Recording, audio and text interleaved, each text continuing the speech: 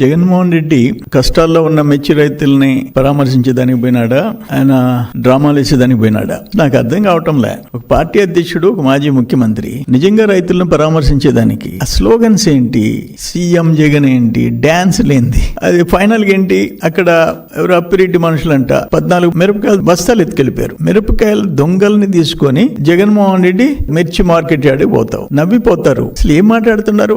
అక్కడ ఒక అమ్మాయి యాడ్ అవటం, ఆమె అమ్మ ఒడి రాలేదని చెప్పి, అది మీ టీం ఉంది, ఢిల్లీ పబ్లిక్ స్కూల్లో చదువుతుందంట, గురుజాడలో 3 అంతస్తుల బిల్డింగ్ అంట, ఆమె యాడ్ అవటం, ఇదంతా మీ team Paytm batch training ఇవ్వటం. నవ్విపోతారని కూడా లేని పరిస్థితి. నేను ఒక మాట అంటున్నాను, జగన్మోహన్ రెడ్డి టైంలో ఆ మిర్చి రైతుల్ని ఆ నల్ల తామర తెగులు నలిపేసింది. అప్పుడు పోయినా వాళ్ళు ముఖ్యమంత్రిగా నీ మంత్రులు వెళ్ళారా, రైతుల్ని పరామర్శించారా? అట్లీస్ట్ నేను స్ట్రైట్ గా ఒక క్వశ్చన్ అడుగుతున్నా. వ్యవసాయ శాఖని నువ్వు మోతేసేసావు. ఒకటి డ్రిప్ ఇరిగేషన్, రాయలసీమకి అత్యవసరమైన డ్రిప్ ఇరిగేషన్ నువ్వు మూసేసావు. బిందు తుంపర్ల సేద్యం మా టైంలో 2017-18 ఫైనాన్షియల్ ఇయర్ లో 2300 కోట్లు డ్రిప్ ఇరిగేషన్ లో పెట్టి దేశంలో నంబర్ 1. అదే సంవత్సరం 2017-18 యాంత్రీకరణలో 650 కోట్లు ఖర్చు. ఆఖరణ సూక్ష్మ పోషక పదార్థాలు 50% రైతు సబ్సిడీ, 50% స్టేట్ గవర్నమెంట్. 17 నుంచి ముఖ్యమంత్రి గారు ఆనాడు చంద్రబాబు నాయుడు గారు ఒక నిర్ణయం తీసుకున్నారు.